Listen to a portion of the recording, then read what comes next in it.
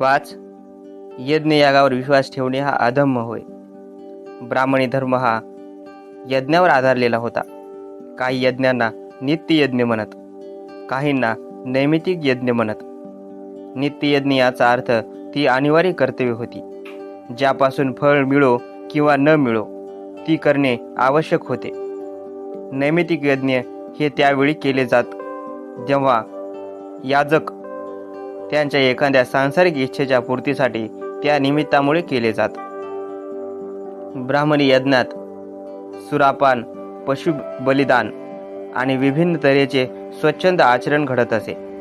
तरी सुद्धा हे यज्ञ धार्मिक कृत्य समजली जात. अशा यज्ञावर आधारलेल्या धर्माला भगवान बुद्धांनी आचरण्यास योग्य समजले नाही व म्हणून त्यास मान्यता दिली नाही. जे अनेक ब्राह्मण भगवान बुद्धाजवळ यज्ञ हे धर्माचे अंग नव्हेत या त्यांच्या मताविरुद्ध वाद घालण्यासाठी जात, त्यांना भगवान बुद्धांनी आपल्या मताची आधारभूत कारणे सांगितलेली आहेत. असे लिहिलेले सापडते की 3 ब्राह्मणांनी त्यांच्याशी यज्ञाविषयी वाद केला होता. हे 3 ब्राह्मण म्हणजे कुंटदत्त, उज्जैन आणि उदाई. कुंटदत्त ब्राह्मणाने भगवान बुद्धांना विचारले की यज्ञाबाबत त्यांची काय मते आहेत. तथागत म्हणाले, ठीक आहे ब्राह्मणा, मी सांगतो, ते सावध चित्ताने ऐक. कुंटदत्त ब्राह्मण उत्तरला, ठीक आहे. तेव्हा तथागत म्हणाले, हे ब्राह्मणा, प्राचीन काळी महाविजेता नावाचा एक महापराक्रमी संपत्तीवान धनसंपन्न राजा होऊन गेला. त्याच्याजवळ सोन्या चांदीची भांडारे होती, उपभोगाच्या सर्व वस्तू होत्या, धनधान्याची कमतरता नव्हती. त्याची भांडारे आणि कोठारे धनधान्याने भरून गेली होती. एकदा राजा महाविजेता एकटाच विचारमग्न होऊन बसला होता. त्याच्या मनात एक प्रबळ विचार आला. माणसाच्या सुख उपभोगाला लागणाऱ्या सर्व सामानाची माझ्याजवळ समृद्धी आहे. मी पृथ्वीचा चक्रवर्ती राजा आहे. जर मी महायज्ञ केला तर दीर्घकाळापर्यंत माझे कल्याण होईल. तेव्हा त्या राज्याचा पुरोहित ब्राह्मण राजाला म्हणाला, राजन, या समयी आपली प्रजा अगदी हैराण आहे. लुटली जात आहे. डाकू नगरातून लुटमार करीत फिरत आहेत आणि त्यामुळे सर्व रस्ते असुरक्षित आहेत. जोपर्यंत अशी दुरवस्था आहे तोपर्यंत जर महाराजांनी प्रजेवर यज्ञासाठी आणखी कर लागू केला तर ती खरोखरच वाईट गोष्ट होईल. परंतु महाराजांनी जर असा विचार केला की मी तात्काळ या दुष्ट लोकांच्या सर्व कारवाया थांबवीन, त्यांना पकडून हद्दपार करीन, त्यांना दंड करील, त्यांना शिक्षा करील, त्यांना देहांत शासन करील, तरी या रीतीने या लोकांचा स्वेच्छाचार समाधानकारक रीतीने थांबवता येणार नाही. जे शिक्षा झाल्याविना मागे राहतील ते प्रजेला हैराण केल्याशिवाय सोडणार नाहीत. ही दुरावस्था थांबवण्याचा एक मार्ग आहे तो असा, आपल्या राज्यात जो कोणी गुरेढोळे पाळतो किंवा शेती करतो त्यांना महाराज आपण धान्य द्यावेत. शेतीमध्ये पेरण्याला बियाणे द्यावेत. आपल्या राज्यात जे कोणी व्यापार करणारे लोक आहेत महाराजांनी त्यांना व्यापार करण्यासाठी भांडवल द्यावे. जे कोणी आपल्या राज्यात सरकारी कर्मचारी आहेत त्यांना महाराजांनी धान्य आणि वेतन द्यावे. मग हे सर्व लोक आपापली कामे करीत राहतील. तेव्हा देशात उत्पाद होणार नाही. राजाला राजकारणापासून राजकारापासून अधिक उत्पन्न होऊ लागेल. देश सुख आणि शांती अनुभवू लागेल आणि जनता आनंदी व संतुष्ट होईल. लोक आपली मुले कडे खांद्यावर घेऊन नाचतील आणि आपल्या घराची दारे उघडे ठेवून निर्धास्तपणे वावरतील. हे ब्राह्मणा, तेव्हा या राजा महाविजेता याने आपल्या पुरोहिताचा सल्ला मानून त्याप्रमाणेच केले. लोक आपापल्या कामात मग्न झाले आणि देशात उत्पाद करण्याचे त्यांनी सोडून दिले. राजाचा कारभार वाढत राहिला. देश सुख आणि शांती अनुभवू लागला आणि जनता एकमेकावर संतुष्ट होऊन सुखी झाली. आपली मुले कडे खांद्यावर घेऊन लोक नाचू लागले आणि दरवाजे उघडे ठेवून निर्धास्तपणे वावरू लागले. जेव्हा सर्व उत्पाद शांत झाला तेव्हा राजा महाविजेताने पुन्हा आपल्या पुरोहिताला बोलावून आणि म्हटले, आता सर्व उत्पाद शांत झाला आहे. देश खुशालीत आहे. तेव्हा माझ्या दीर्घकालीन कल्याणासाठी मला महान यज्ञ करण्याची इच्छा आहे. तो महान यज्ञ कसा करावा हे आपण मला सांगावे. पुरोहिताने राजाला उत्तर दिले, राजन, आता यज्ञ होऊ द्या. राजन, आपल्या राज्यात जे जे मांडलिक क्षत्रिय असतील त्यांना निमंत्रण द्यावे. त्याप्रमाणेच राज्यात जे जे मंत्री, अधिकारी आणि प्रतिष्ठित ब्राह्मण असतील, त्याप्रमाणेच जे जे संपन्न गृहस्थ असतील, त्यांना सर्वांना आमंत्रणे पाठवून कळवावे की दीर्घकालीन कल्याणासाठी मी एक महायज्ञ करू इच्छितो. तेव्हा अशा त्या महायज्ञात अनुमती द्यावी. तेव्हा हे ब्राह्मण कुंटदत्ता, त्या राजाने आपल्या पुरोहिताचा सल्ला मांडला आणि त्याने सांगितल्याप्रमाणे केले. त्या क्षत्रिय, मंत्री, ब्राह्मण आणि गृहस्थ या सर्वांना असे उत्तर पाठविले की महाराज, आपण यज्ञ करावा. यज्ञाला हीच वेळ योग्य आहे. राजा महाविजेता हा सुज्ञ, कुशल आणि गुणसंपन्न होता. त्याचा पुरोहितही तितकाच सुज्ञ, कुशल आणि गुणसंपन्न होता. हे ब्राह्मण, तो यज्ञ सुरू होण्यापूर्वी त्या पुरोहिताने त्या यज्ञासाठी किती धन खर्च करावे लागणार होते हे राजाला स्पष्ट करून सांगितले. तो पुरोहित म्हणाला, महाराज, असे न हो की यज्ञाचा प्रारंभ करण्यापूर्वी किंवा महायज्ञात आहुती देत असताना किंवा त्यानंतर जर महाराजांना अनुताप वाटू लागला की अरे रे, मी माझ्या संपत्तीचा केवढा मोठा भाग या यज्ञात खर्च केला, तर ते योग्य होणार नाही. महाराजांनी आपला विचार मनात येऊ देता कामा नये. महाराजांनी असला विचार मनात येऊ देता कामा नये. हे ब्राह्मणा, त्या पुरोहिताची यज्ञाचा प्रारंभ होण्यापूर्वीच यज्ञात भाग घेणाऱ्या लोकांच्या विषयी यज्ञानंतर राजाला मनस्ताप होऊ नये आणि यासाठी राजाला उद्देशून म्हटले, महाराज, आपल्या यज्ञात नाना प्रकारचे लोक येतील. असे देखील जे जीवहत्या करतात, असे देखील जे जीवहत्या करीत नाहीत, असे देखील जे चोरी करतात, असे देखील जे चोरी करीत नाहीत, असे देखील जे कामभोगासंबंधी मिथ्याचार करतात, असेही जे करीत नाहीत, असे देखील जे चुगली करतात, असेही जे चुगली करीत नाहीत, असेही जे कठोर बोलतात, असेही जे कठोर बोलत नाहीत, असेही जे व्यर्थ बकवास करतात, असेही जे करीत नाहीत, असेही जे लोभ करतात, असेही जे लोभ करीत नाहीत, असेही जे द्वेष करतात, असेही जे द्वेष करीत नाहीत, असेही ज्यांची मिथ्या दृष्टी असेल, असेही जे सम्यक दृष्टी असतील, असे नाना प्रकारचे लोक येतील. त्यापैकी दुष्कृत्य करणाऱ्या दुर्जनांना दूर आपल्याच कार्यात मग्न राहू द्या. परंतु महाराज, जे सत्कृत्य करणारे असतील त्यांच्यासाठी सर्व विधी महाराजांनी यथायोग्य करावेत. त्यांना संतुष्ट राखावे. त्यांच्या संतोषाने महाराजांना अतिरिक्त शांती लाभणार आहे. आणि ब्राह्मणा, महाविजेताद्वारे केल्या गेलेल्या त्या यज्ञात बैलांचे बळी दिले गेले नाहीत, बकऱ्यांचे गळे कापले गेले नाहीत, कोंबड्याची हत्या झाली नाही, तसेच पुष्ट डुकरांची किंवा कोणत्याही सजीव प्राण्याची हिंसा करण्यात आली नाही. यज्ञयुपासाठी म्हणजे वधसंबस तयार करण्यासाठी झाडे तोडण्यात आली नाहीत. यज्ञभूमीवर पसरण्यासाठी दर्पाची कापणी झाली नाही. आणि जे दास, इकडून तिकडे फिरणारे लोक आणि कर्मचारी ज्यांना यज्ञातील कार्यासाठी नेमले होते, त्यांना जबरदस्तीने काम करायला लावण्यासाठी काठी वापरली गेली नाही की भय दाखविले गेले नाही. त्यामुळे आपले काम करताना त्यांच्या डोळ्यातून कधी अश्रू ओघळले नाहीत. ज्याला काम करावेसे वाटेल त्याने ते काम केले, ज्याला वाटले नाही त्याने ते काम केले नाही व त्याला तसे सोडून देण्यात आले. ज्याला ते योग्य वाटले ते काम त्याने केले, ज्याला ते योग्य वाटले नाही ते काम केले गेले नाही. त्या यज्ञात केवळ तूप, तेल, लोणी, मध, दूध आणि साखर यांच्याच आहुतीने तो यज्ञ तडीस गेला.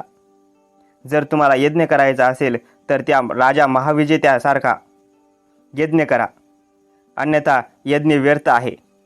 प्राण्याच्या बळी देणे ही केवळ निर्दयता. यज्ञ हे धर्माचा भाग होऊ शकत नाहीत.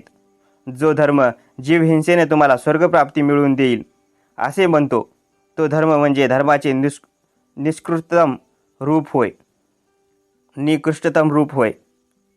तेव्हा कुंटदत्त ब्राह्मणाने भगवान बुद्धाला प्रश्न केला, गौतमा, जीवहिंसेपेक्षा अधिक फळ देणारा, अधिक लाभदायक असा दुसरा काही यज्ञाचा प्रकार आहे काय? होय ब्राह्मणा, आहे. असा तो यज्ञ कोणता? हे ब्राह्मणा, तो यज्ञ म्हणजे श्रद्धाशील अंतकरणाने ज्या वाईट गोष्टी आहेत, जसे हिंसा, चोरी, कामपूर्तीसाठी मिथ्याचार, असत्य भाषण आणि बेसावधपणाचे मूळ म्हणजेच उत्तेजक मदाचे पान यापासून परावृत्त होण्याची प्रतिज्ञा करणे, हा तो यज्ञ होय. तो असा यज्ञ आहे जो यज्ञाच्या निमित्ताने खूप अवास्तव खर्च करण्यापेक्षा चांगला आहे, जो भिक्षूंच्या राहण्याची व्यवस्था राखण्यासाठी विहार इत्यादींचे निर्माण करण्यापेक्षाही उत्तम आहे. तो निरंतर भिक्षा मागण्यापेक्षाही श्रेष्ठ आहे. तो त्रिशरण ग्रहण करण्याहूनही श्रेष्ठ आहे. गौतमाने असे भाषण केल्यानंतर कुंटदत्त ब्राह्मण तथागतांना म्हणाला, श्रमण गौतमा, तुमचे म्हणणे सर्वश्रेष्ठ आहे. मग उज्जय नावाचा ब्राह्मण तथागतांना म्हणाला, गौतमा, तुम्ही यज्ञाला स्तुत्य समजता काय? नाही ब्राह्मणा, मी सर्वच प्रकारच्या यज्ञाची स्तुती करीत नसतो किंवा त्यांना सदोषही मानित नाही. हे ब्राह्मण, कुठल्याच यज्ञाबद्दल चांगले म्हणत नाही असे नाही. ब्राह्मणा, ज्या ज्या यज्ञामध्ये गोवध करतात, बकऱ्या आणि मेंढ्याची कत्तल उडते, कोंबड्या आणि डुकरे कापली जातात आणि इतरही विविध प्रकारच्या सजीव प्राण्यांचा नाश होतो, म्हणजे ज्या ज्या यज्ञात हिंसा घडते, पशुबळी दिला जातो, ते यज्ञ माझ्या दृष्टीने स्तुतीस पात्र नाहीत. असे का? हे ब्राह्मणा, कारण असल्या हिंसेपासून व हिंसक यज्ञापासून सज्जन अथवा सन्मार्गी लोक दूरच राहतात. परंतु हे ब्राह्मणा, ज्या यज्ञात गोवध होत नाही आणि सजीव प्राण्याची हिंसा घडत नाही, ज्यात पशुचा बळी देण्यात येत नाही, असल्या अहिंसक यज्ञाची मी स्तुती करतो. असले यज्ञ म्हणजे उदाहरणार्थ प्राचीन काळापासून रूढ असलेले दानधर्म आणि कुटुंब परिवाराच्या हितासाठी केलेला त्याग. असे का? कारण हे ब्राह्मणा, त्या यज्ञात पशुचा बळी दिला जात नाही. अशा यज्ञाच्या जवळ सज्जन व सन्मार्गी लोक असल्या हिंसारहित यज्ञाच्या समीप जातात. उदाई ब्राह्मणानेही उज्जय ब्राह्मणाने विचारलेल्या प्रश्नासारखेच प्रश्न तथागतांना विचारले. तो म्हणाला, श्रमण गौतमा, तुम्ही यज्ञाची स्तुती करता काय? भगवान बुद्धांनी उज्जयाला असे उत्तर दिले, तसेच त्यालाही दिले. भगवान बुद्ध म्हणाले, असे यज्ञ जे योग्य ऋतूत केलेले योग्य यज्ञ, ज्यात निर्दयता नाही, ज्याच्यात पशुचा बळी दिला जात नाही, अशा यज्ञाच्या जवळ श्रेष्ठ जीवी लोक जातात. ज्यांचे डोळ्यावरील इहलोकाचे अज्ञानपट नाहीसे झालेले आहेत, असे सत्प्रवत लोक जात असतात. जे कालातीत आहेत, म्हणजे ज्यांची जन्ममरणाची ये जा आता संपली आहे, तीही या अहिंसक यज्ञाजवळ जातात.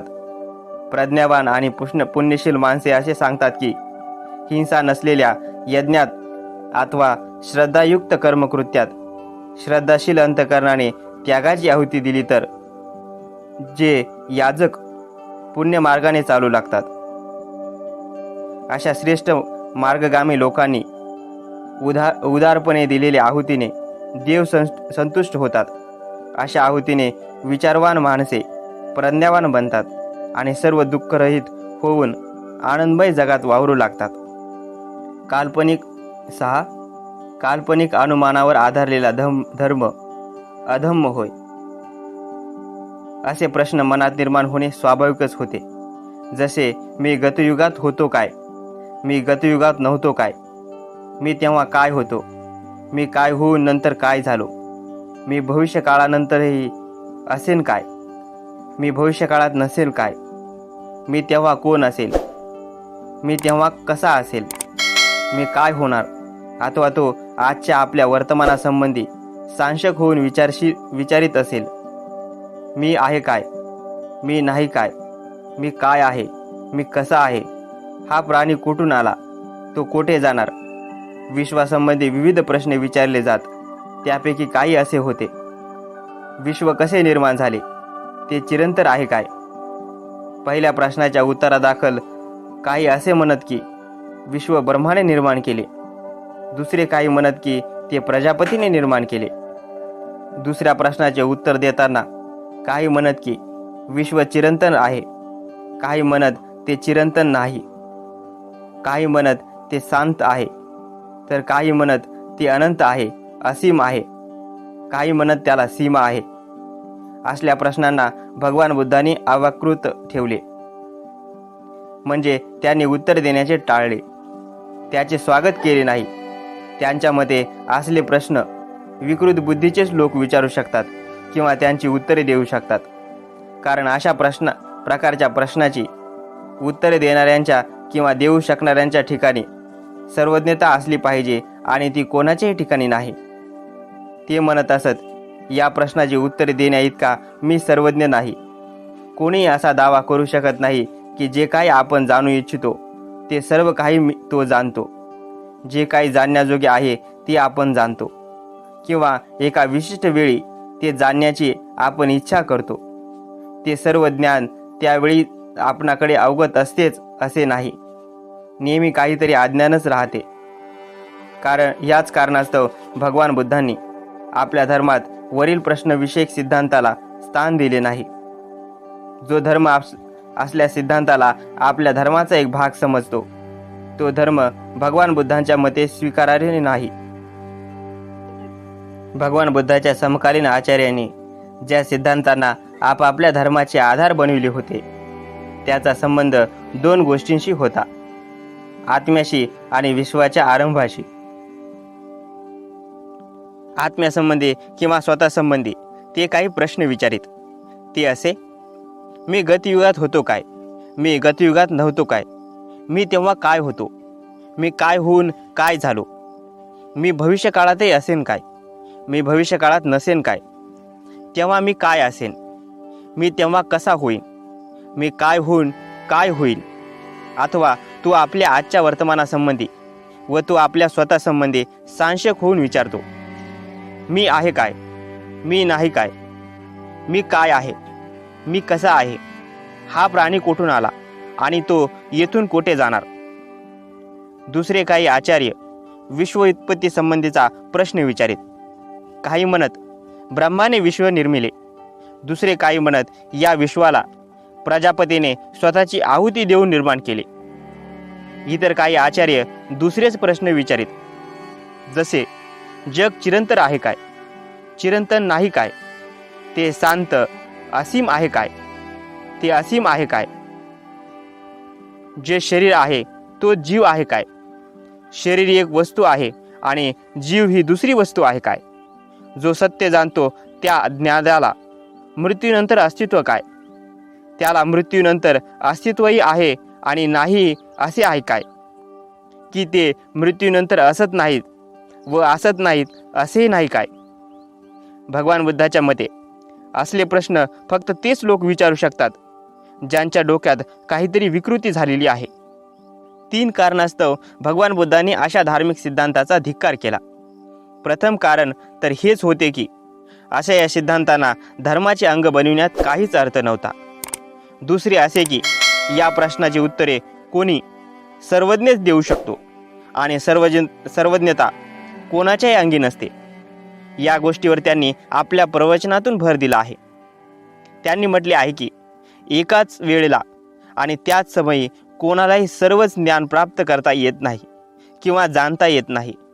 ज्ञानाला अंत नाही, कारण नेहमीच काहीतरी अधिक जाणायची बाकी राहतेच. भगवान बुद्धाच्या या सिद्धांताविरुद्ध असा तर्क होता की हे सर्व सिद्धांत केवळ काल्पनिक अनुमानाच्या स्वरूपाचे आहेत. त्याचे सत्य पारखलेले नाही, त्यांची कधीच कसोटी घेतलेली नाही आणि त्यांना कधीही कसोटी लावता येत नाही. अनिर्बंध कल्पनेचे घोडे सोडून दिल्याने होणारे ते परिणाम आहेत. त्यांच्या मागे वास्तविकता अशी काहीच नाही, तथ्य काहीही नाहीत. शिवाय या काल्पनिक अनुमानाचा एक माणूस आणि दुसरा माणूस याच्या संबंधात काय उपयोग आहे? अर्थात काहीच नाही. तथागतांनी हे मानले नव्हते की जगाची निर्मिती झाली आहे, जगाची उत्क्रांती झाली आहे असे ते मानित असत. 7. धर्मग्रंथाचे केवळ पठन अधम्म होय. ब्राह्मणांनी केवळ विद्येवर भर दिला आहे. त्यांच्या मते विद्या हीच अथ म्हणजे प्रारंभ आणि विद्या हीच इति म्हणजे अंत होय. विद्येव्यतिरिक्त इतर गोष्टीचे काहीच महत्त्व नव्हते.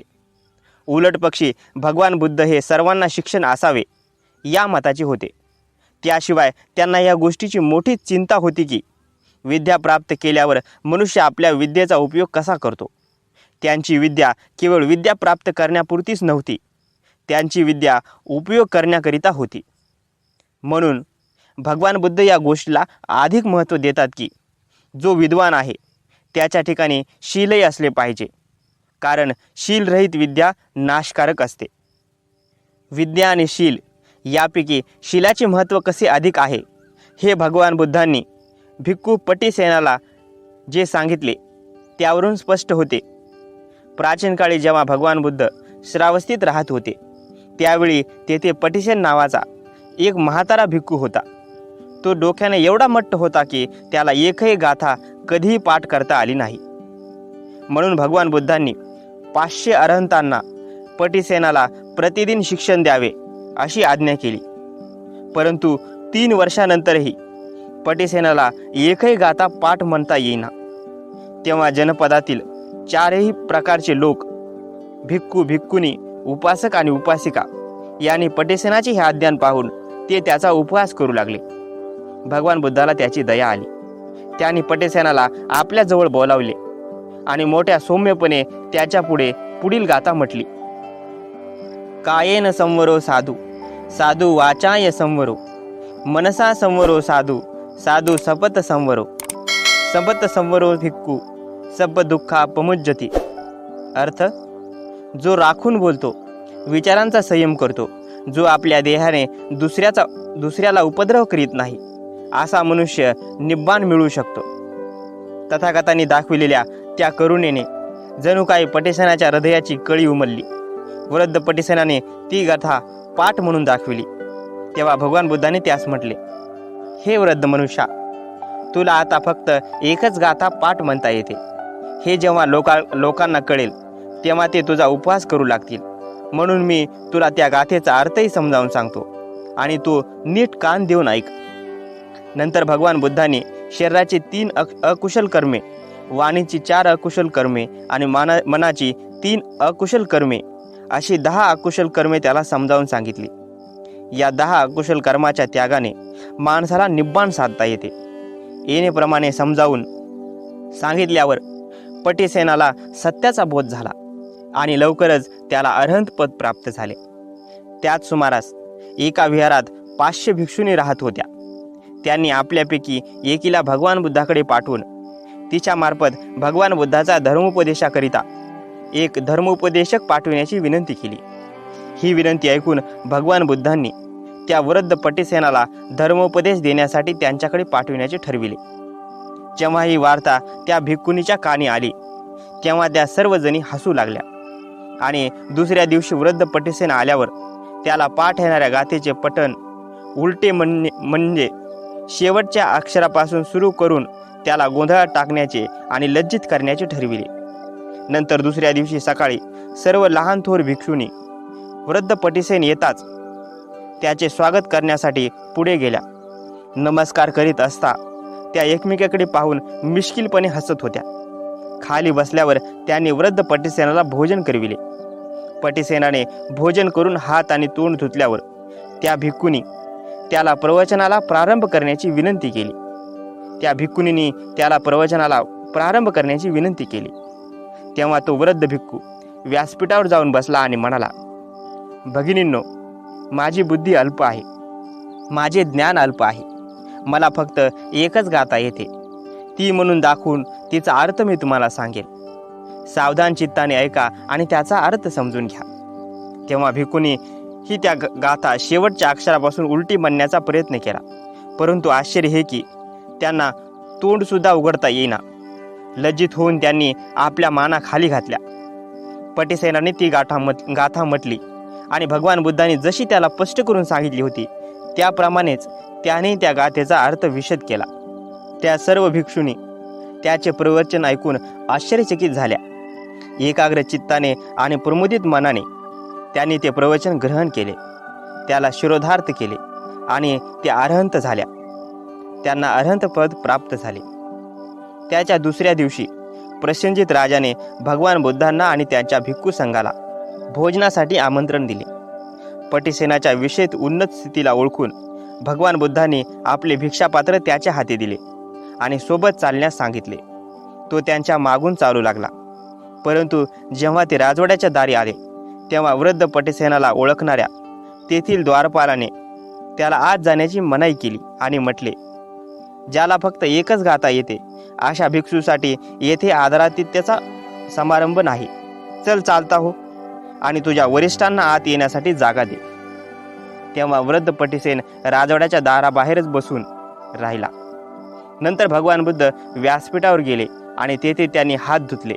आणि हे काय आश्चर्य, भिक्षापात्र धरलेला पटिसेनाचा हात त्या खोलीत दिसू लागला. तेव्हा राजा, त्याचे मंत्रीगण आणि इतर लोकांनी जेव्हा हे पाहिले तेव्हा ते आश्चर्याने उद्गारले, अरे हा कोण? तेव्हा भगवान बुद्धाने उत्तर दिले, तो पटिसेनाचा हात आहे. त्याला नुकतीच बोधिस्थिती प्राप्त झाली आहे आणि माझ्या मागे भिक्षापात्र हाती धरण्यास मी त्याला सांगितले आहे, परंतु द्वारपालाने त्याला आत येऊ दिले नाही.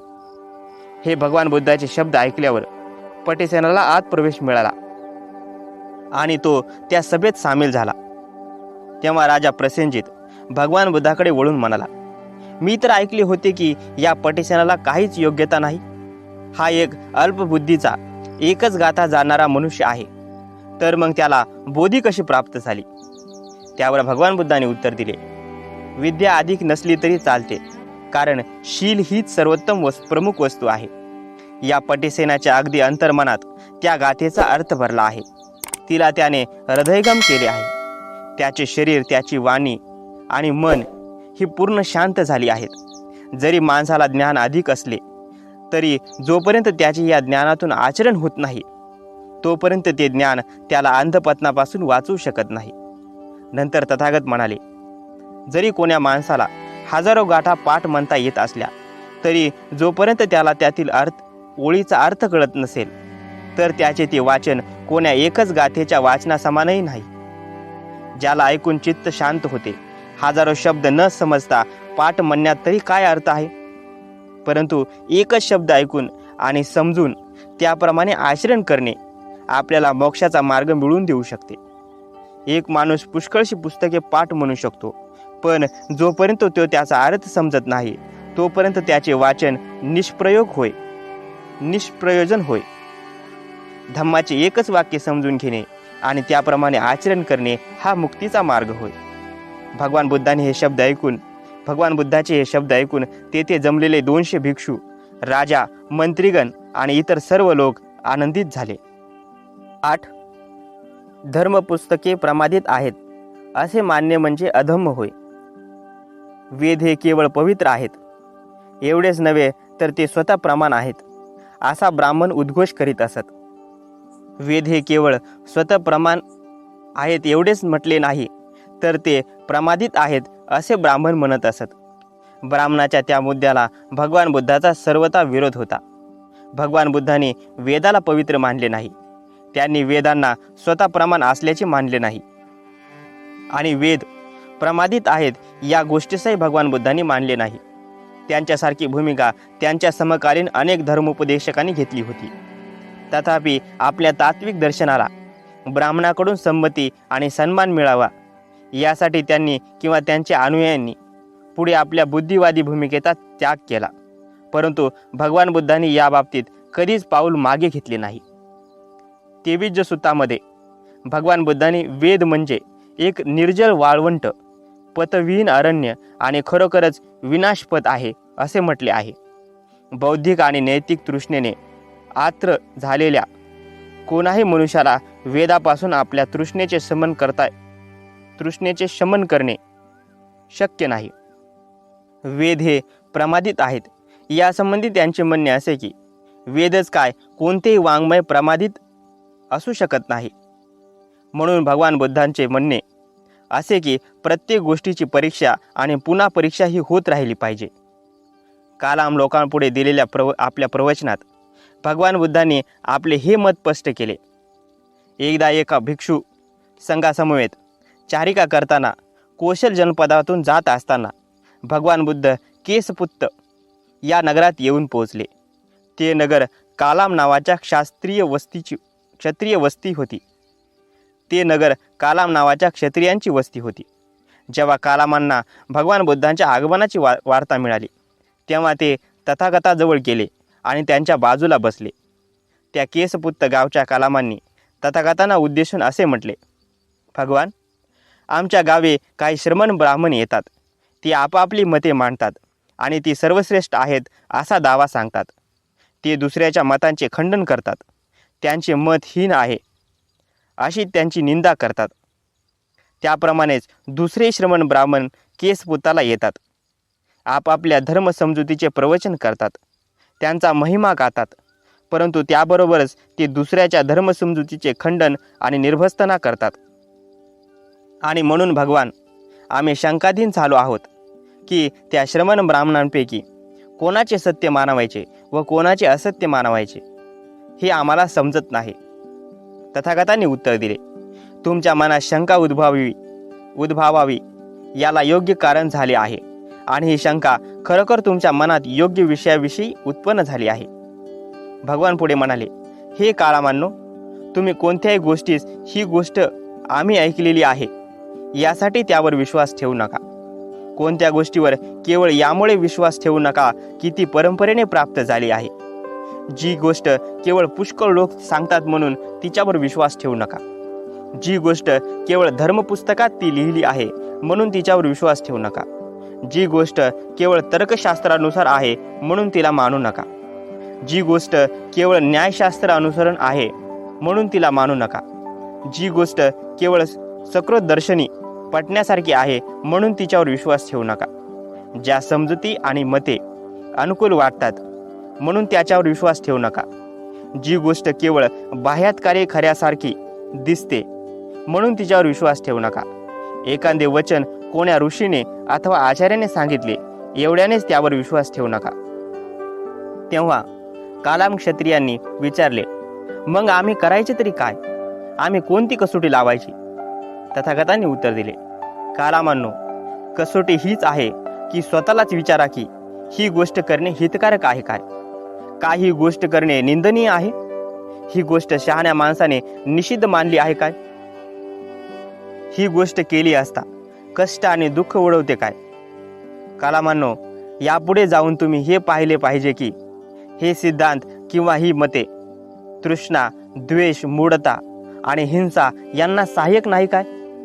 एवढेच पुरे नाही तर कालामांनो, आणखी पुढे जाऊन तुम्ही पाहिले पाहिजे की ही मते माणसाला इंद्रियाधीन, इंद्रियाचे गुलाम करणारे तर नाहीत ना?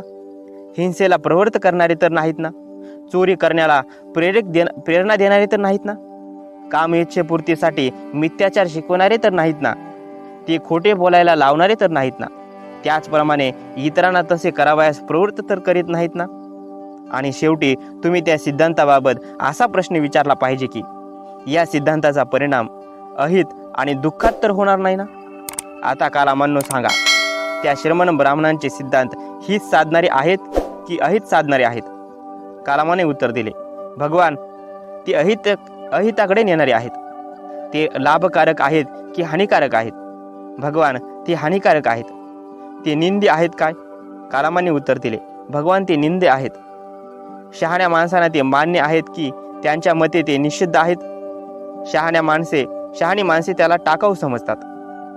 त्यांच्यानुसार आचरण केले असता त्याचे पर्यावसन कष्टात आणि दुःखात होते काय?